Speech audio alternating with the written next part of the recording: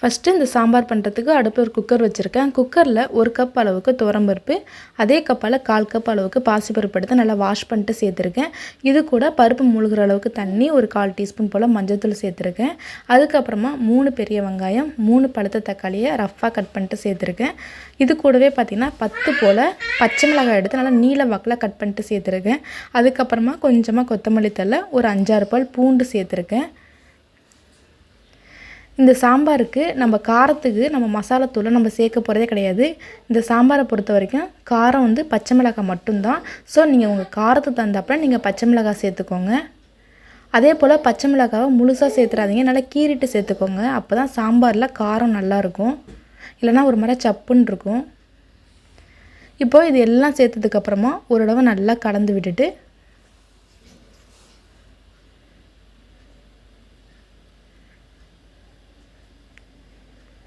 ஒரு சின்ன துண்டு பெருங்காய கட்டி சேர்த்துக்கிறேன். அதுக்கப்புறமா ஒரு 1 டீஸ்பூன் போல் எண்ணெய் சேர்த்துட்டு ஒரு தடவை நல்லா கலந்து விட்டுட்டு மூடி போட்டு மூடி வச்சுக்கலாம். அடுப்பை மீடியம் ஃப்ளேம்லேயே வச்சு 2 விசில் விட்டு எடுத்துக்கலாம். அதுக்கு மேலே விசில் விட்டுறாதீங்க, 2 விசில் விட்டால் போதும். நம்ம எண்ணெய் சேர்க்குறதுனால பருப்பு நல்லா மலர்ந்து வெந்து வரும். அதே போல் பருப்பு நல்லா வெந்ததுக்கப்புறமா குக்கரை வந்து உடனே ஓப்பன் பண்ணிடாதீங்க. அந்த ஏர்லாம் நல்லா போனதுக்கப்புறம் அதுக்கப்புறம் ஓப்பன் பண்ணிக்கோங்க. ஓப்பன் பண்ணதுக்கப்புறம் மசிச்சு விட்டுறாதீங்க. துவரம்பருப்பு நல்லா மலர்ந்து அதுவே நல்லா வெந்து சூப்பராக ரெடியாக இருக்கும். நம்ம வந்து மசிச்சு விடணும்லாம் அவசியம் இல்லை. அதுக்கப்புறமா அடுப்பில் ஒரு பாத்திரம் வச்சுருக்கேன். பாத்திரம் நல்லா சூடானதுக்கப்புறமா 2 டேபிள் ஸ்பூன் அளவுக்கு எண்ணெய் ஊற்றிக்கலாம். எண்ணெய் நல்லா சூடானதுக்கப்புறமா 1/2 டீஸ்பூன் கடுகு, 1/4 டீஸ்பூன் சீரகம், 1/4 டீஸ்பூனுக்கு கம்மியாக வெந்தயம் சேர்த்துருக்கேன். எல்லாமே நல்லா பொரிஞ்சதுக்கப்புறமா ஒரு 10 போல் சின்ன வெங்காயத்தை 2 கட் பண்ணிட்டு சேர்த்துருக்கேன். அதுக்கப்புறமா 2 கொத்து கருவேப்பிலையும் உருவி சேர்த்துருக்கேன். இப்போ இந்த வெங்காயத்தை நல்லா வதக்கி விட்டுக்கலாம். வெங்காயம் இந்த அளவுக்கு நல்லா வதங்கி வந்ததுக்கப்புறமா காய் சேர்த்துக்கலாம். காய் பார்த்தீங்கன்னா கத்திரிக்காய், முருங்கைக்காய் எடுத்திருக்கேன். உங்கள்கிட்ட மாங்காய் இருந்தால் நீங்கள் மாங்காய் சேர்த்துக்கோங்க. இந்த சாம்பார் ரொம்ப ரொம்ப டேஸ்ட்டாக இருக்கும். காய் சேர்த்து ரொம்ப வதக்கணும்லாம் அவசியம் இல்லைங்க. காய் சேர்த்த உடனே நம்ம வந்து தண்ணி சேர்த்துக்கலாம். சாம்பாருக்கு தேவையான அளவு தண்ணி ஊற்றிக்கோங்க. ஆல்ரெடி பருப்பு வேக வைக்கும் போது நம்ம தண்ணி ஊற்றிருப்போம். ஸோ பார்த்துட்டு கரெக்டாக நீங்கள் தண்ணி ஊற்றிக்கோங்க. அதுக்கப்புறமா ஒரு 1 டீஸ்பூன் போல் மட்டும் சாம்பார் பவுடர் சேர்த்துக்கோங்க. உங்கள்கிட்ட சாம்பார் பவுடர் இல்லைனா நீங்கள் வீட்டில் அரைச்ச குழம்பு மசாலா தூள் இருக்கும் இல்லையா, அது வந்து ஒரு 1 டீஸ்பூன் போல் சேர்த்துக்கோங்க.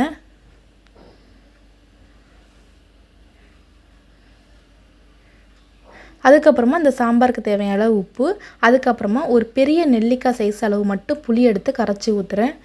நீங்கள் வந்து மாங்காய் சேர்க்குற மாதிரி இருந்தால் நீங்கள் புளி தண்ணி சேர்க்காதீங்க. இப்போ உடனே நல்லா கலந்து விட்டுட்டு ஒரு 5 நிமிஷத்துக்கு வேக வச்சு எடுத்துக்கலாம். அதே போல் காய் வந்து முழுமையாக நம்ம வேக வச்சிடவே கூடாது. ஒரு 50% மட்டும் காய் வெந்தால் போதும். அதுக்கப்புறம் பருப்பு சேர்த்ததுக்கப்புறம் தான் இன்னொரு 50% நம்ம வேக வைக்கணும். இப்போயே நம்ம ஃபுல்லாக வேக வச்சிட்டோம்னா பருப்பை சேர்த்து ஒரு 2-3 நிமிஷம் நம்ம கொதிய விடுவோம். அப்போ கத்திரிக்காயெலாம் கரைஞ்சி போயிடும். ஸோ இதுதான் கரெக்டாக இருக்கும்.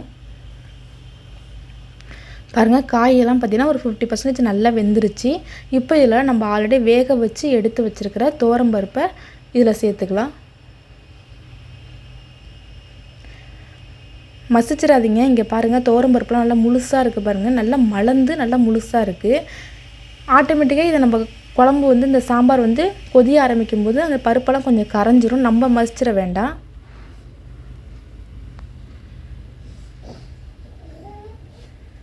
கொஞ்சமாக தண்ணி கலந்து சேர்த்துக்கிறேன் குக்கரில். இப்போ இது எல்லாத்தையும் சேர்த்து நல்லா கலந்து விட்டுக்கலாம். பாருங்கள், சாம்பார் பார்க்கவே ரொம்ப சூப்பராக இருக்குது. ரொம்ப தண்ணியாக இருக்குலாம் நினைக்காதீங்க. இன்னும் ஒரு 5 நிமிஷம் நல்லா சாம்பார் நல்லா கொதிஞ்சிருச்சுன்னா கொஞ்சம் கெட்டியாக வந்துடும். அதுக்கப்புறம் சாம்பார் நல்லா ஆறுனதுக்கப்புறம் இன்னும் கொஞ்சம் திக்காகிடும்.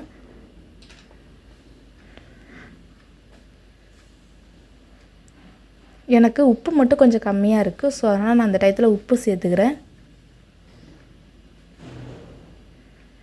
அதுக்கப்புறமா கொஞ்சமாக கொத்தமல்லி தழை, அதுக்கப்புறமா 1/4 டீஸ்பூனுக்கு கொஞ்சம் கம்மியாக பெருங்காயத்தூள் சேர்த்துக்கலாம்.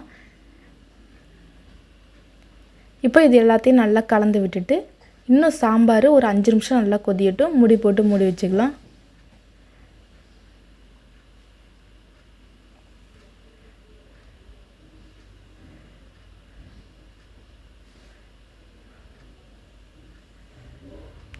இந்த சாம்பாருக்கு இந்த கொத்தமல்லி தழை நீங்கள் கொஞ்சம் அதிகமாகவே சேர்த்துக்கோங்க. சாம்பார் நல்லா கம்ம கம்ம நல்லா வாசனையாக இருக்கும்.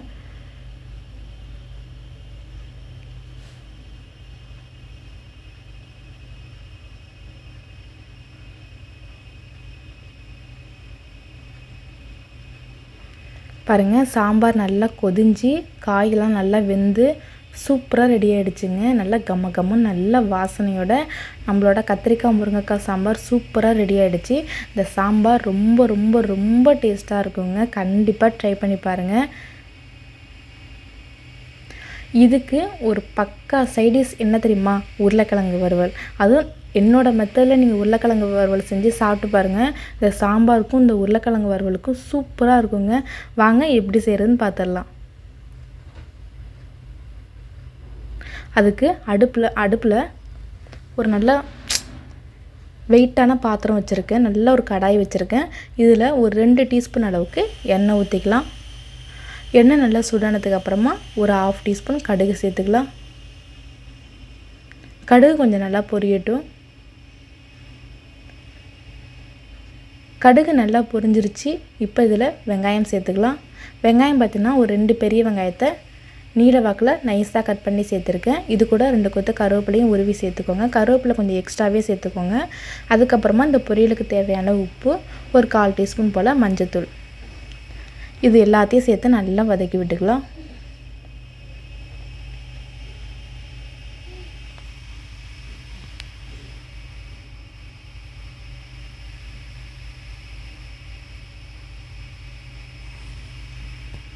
வெங்காயத்தை ரொம்ப வதக்கணும்னு அவசியம் இல்லை, ஓரளவுக்கு வதக்கினா போதும்.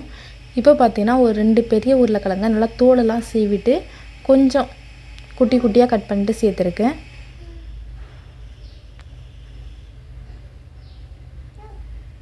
இப்போ இந்த எண்ணெயில் ஒரு 2 நிமிஷத்துக்கு இந்த உருளைக்கிழங்க நல்லா வதக்கி விட்டுக்கலாம்.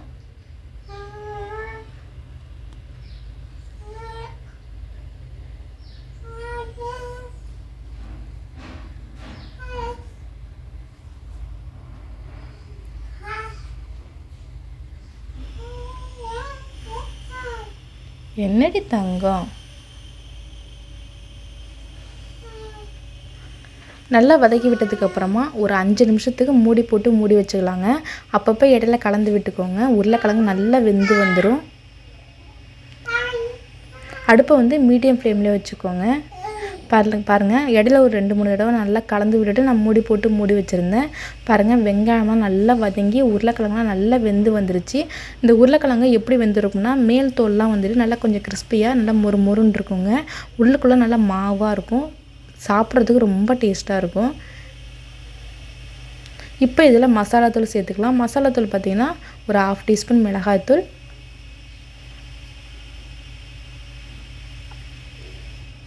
1/2 டீஸ்பூன் மல்லித்தூள்,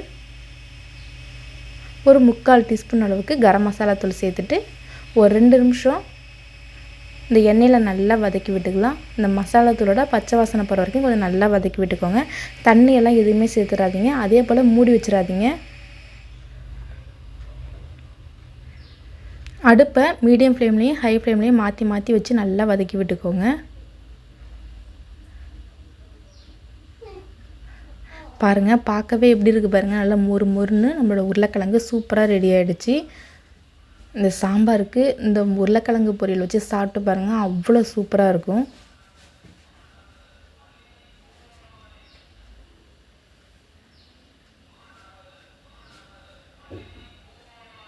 அவ்வளோதான், நம்மளோட சுவையான உருளைக்கிழங்கு வறுவலும் சூப்பராக ரெடி ஆகிடுச்சு. பாருங்கள், நல்லா கொஞ்சமாக சாதம் போட்டு சாம்பார் நல்லா நிறையா ஊற்றி உருளைக்கிழங்கு வறுவல் வச்சு சாப்பிட்டு பாருங்கள். தேங்க்யூ.